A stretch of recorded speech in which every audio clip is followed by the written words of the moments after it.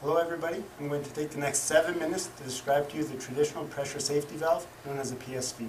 These valves may be referred to as a PRD, pressure relief device, or a PRV, pressure relief valve.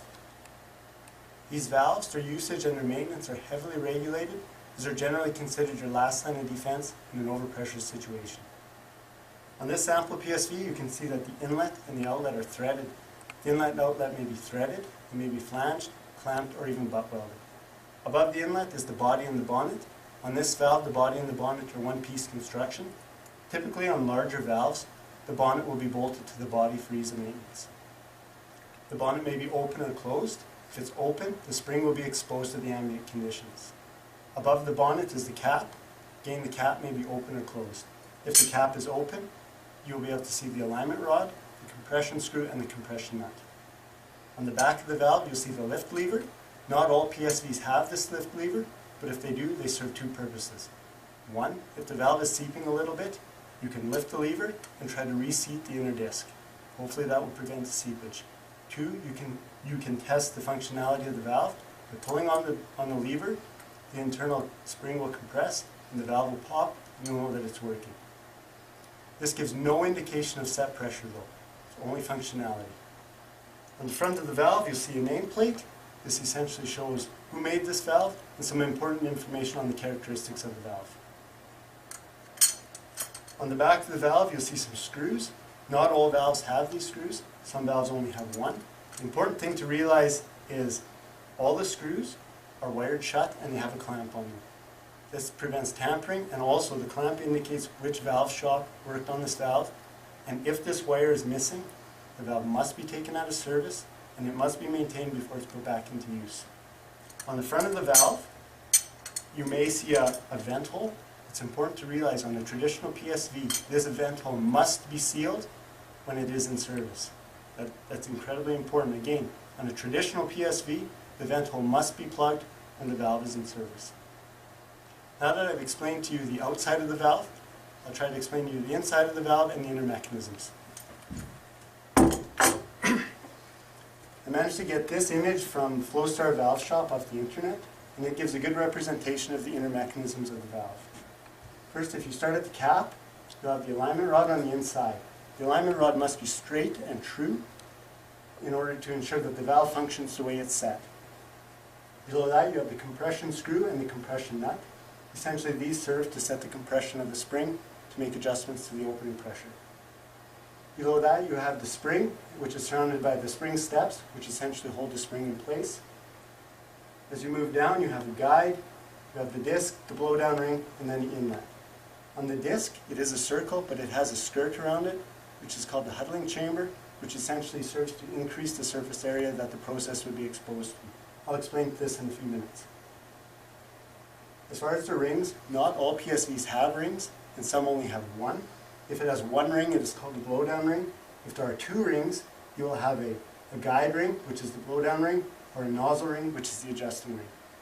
If you have a blowdown ring, this will essentially change the dynamics of the valve, and you can use it to change the blowdown rate. If you thread the blowdown ring up, you will decrease the blowdown.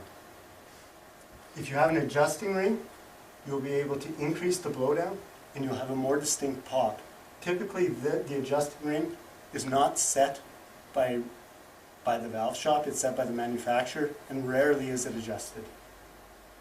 Now that I've explained to you the inner mechanisms of the valve, I'll draw you some pictures so you understand the forces involved.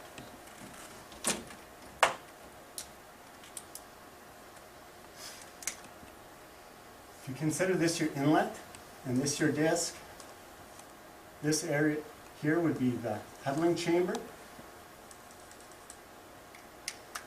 So you have your process force, which is equal to the pressure times the area. The area will be this right here, and it is fixed until the valve unseats. On the top, you have your spring force, which is equal to your spring constant times the distance of compression. Once the valve unseats, so again, you have your inlet, your disc, your huddling chamber, you have your process force, and your spring force. The surface area that the process is exposed to is along here. And essentially, this will be your process in there. This essentially helps the valve to open instantaneously and smoothly. That doesn't mean it opens all the way to the max position. It just helps the valve to open properly, and it also helps it to blow down properly. There are a few considerations, however. Again, you consider this your inlet, this your disc.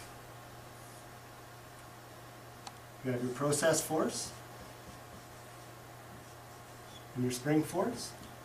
If you have any back pressure on the discharge side, it is additive to your spring force. If you have back pressure, a traditional PSV is not the PSV to choose. You should use something like a balanced bellows PSV in order to mitigate any back pressure effects. There's one other consideration. Again, your inlet, your disc, pedaling chamber, process force, and your spring force.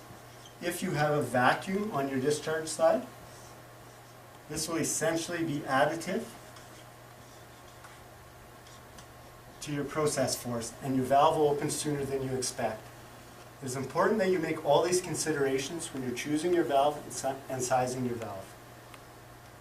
Now that I've discussed with you over the last 7 minutes how the valve works, how the forces work, I want to reiterate how important it is to realize these valves are heavily regulated and that you need to understand their mechanisms and how they work when you size your valve. These valves are traditionally considered your last line of defense in an overpressure situation. Thank you very much.